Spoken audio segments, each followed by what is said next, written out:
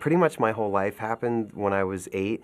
I think I saw my first real horror movie. I went to summer camp. I saw E.T., which was the movie that made me really want to make movies. And my grandmother said, I'm going to get you a boombox and a cassette tape because you should start listening to music. She's like, what band do you want? And I looked at the TV and the Twisted Sister video for We're Not Gonna Take It was on. And I was captivated by it. And so she bought me this Twisted Sister tape, and I listened to it until you couldn't play it anymore. In 4th grade, we had to do a report on the most influential person in our life. And everybody in the class got up and they did their mom or their dad. And I get up there with this doll, Dee Snider, and the makeup and holding the bone. And the teacher said, sit down, you're trying to be funny. I said, I'm not trying to be funny, let me finish. And I did my report and I talked about how this man doesn't do drugs, he's not an alcoholic, he sings songs about self-empowerment and how you can do anything that you set your mind to. He married his first girlfriend, he's a good father, and this is everything that I want to be. And I got my first A+. So it was my last A+ too, I think. And college comes around and I'm at Hofstra University on Long Island, and I hear that Dee Snider has a new band playing called Widowmaker that's playing in Providence, Rhode Island. So I get in the car and I drive all the way there, and I hand wrote this 4-page letter to him thanking him for what a positive influence he was in my life. And I was the singer in a band at the time, and I'm telling him how I'm going to make movies and all this stuff, and it's all because of him.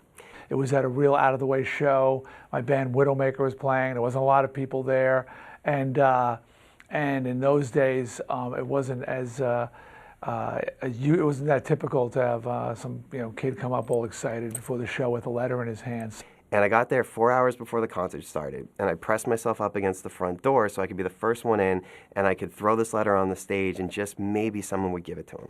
And while I'm pressed against the front door, I see this mop of long blonde hair reflected in the glass walking by behind me, and I turn around and it's him.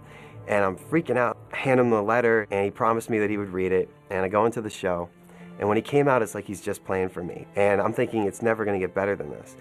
Don't answer a lot of mail. I get a lot. I try to not read it.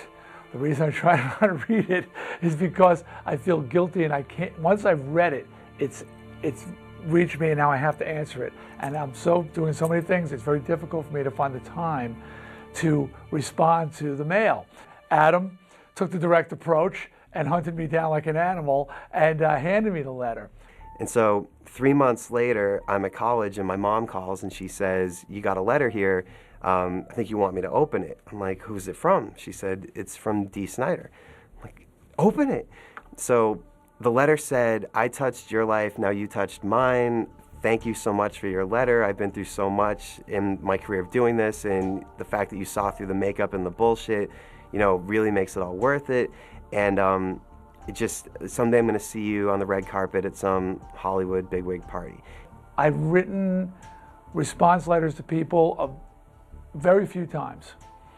And usually when it's something where they've somehow managed to get me the letter, but also there was something in the letter that said this was somebody who I've really reached out, I've touched in some fashion, and I should respond to them because this is important to them. It's not just, I love you, man, I love you, man, I love you, man. It's something more, and Adam's letter clearly was something more.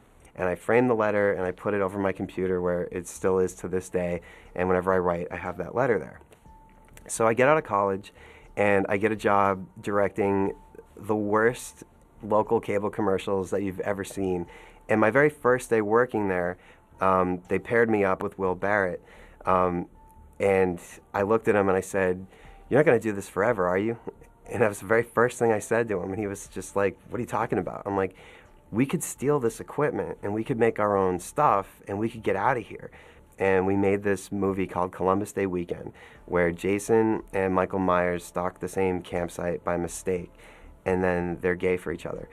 And then I got an email from a guy. He's like, I went to high school with you. I pushed the mail cart here. There's a bunch of agents laughing at a short film. I saw that it was you. He's like, why don't you come out here and meet everybody? So I come out. I didn't really end up meeting with anybody. And I'm standing on the Sunset Strip because I wanted to see the rainbow and the whiskey and all these places I'd heard of. And I'm thinking, Hollywood fucking sucks. And no, I flew all the way out here, nobody even talked to me, and except for my friend, obviously, it was great. But I'm never coming back here, and I don't want to do this anymore. And I look up, and there's this sign on Tower Records that says, tonight at 7, get twisted with Dee Snider signing copies of his movie Strangeland. I'm like, this is a message from God. I see someone like Adam who's clearly in distress over how things were going wrong for him. I did what, you know, if you see a person laying on the ground dying and needs mouth-to-mouth, you give him mouth-to-mouth, and this fan needed the equivalent of mouth-to-mouth from Dee. And I went home and I started making this feature.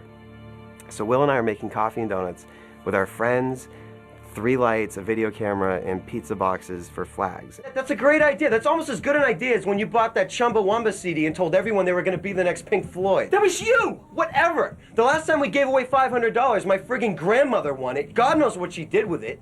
Halfway through shooting coffee and donuts, my boss kind of sat me down. He's like, you can't touch the equipment anymore, it's over. I was like, all right, that's it. I have half a movie shot. I don't know what I'm going to do now. And that night, I went to see Poison, and I'm walking past the backstage area, and I hear all these kids yelling, Dee. So I wave to him, he pulls me over, he says, "Is your movie coming?" I said, "It's not good." When people reach out to me, if there's some way that I can help them, to encourage them, try and give you a pep talk to pick you up and keep going. And he said, well, I'll tell you what you're going to do. You're going to keep stealing the equipment. I finished Coffee and Donuts for $400. And then after years of struggling with it out here, Hatchet has been shot, and we find out that it got into the Tribeca Film Festival. So I emailed Dee, I told him that I made Hatchet, that we got into the Tribeca Film Festival. It was this big premiere, and I did it, and I made it, and it's all because of him, and I left my contact information. Well, I picked up the phone and I called Adam, and it's Dee, and I said, so, how many people can I put on the list? And he said, you're going to come to the film festival? I said, we got to make the prophecy come true. And this big gray limo pulls up out front, and he gets out with his whole family and walks me down the red carpet to my first premiere. We're actually working on a project together based on that story, and he has his own side to this whole story. What Adam didn't find out till afterwards was that these were some of the darkest times of my life. I mean, he saw me as a big rock star walking out of the building. I was driving the van from city to city. I was broke. I could not have been in a worse place, struggling to come back from a fall from my band Twisted Sister. So as I'm giving him this pep talk, I think at the same time, oddly, I'm reflecting and reminding myself that I had to keep going too. He's probably one of my closer friends now. Now we talk all the time. We bounce ideas off each other. We call each other for counsel, and like I said, we become friends, and it's pretty cool. All because my grandmother bought me a Twisted Sister tape when I was 8 years old.